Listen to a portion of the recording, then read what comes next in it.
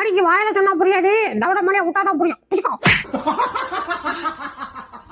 அடி கிளவி, தேங்காய் குடிவே கொண்டாந்து அடிக்கிறா, அப்படியே ஏத்துறா. வேணா விட்டுறா டே, ப்ளீஸ்ரா டே, தெரியாம மாட்டடா.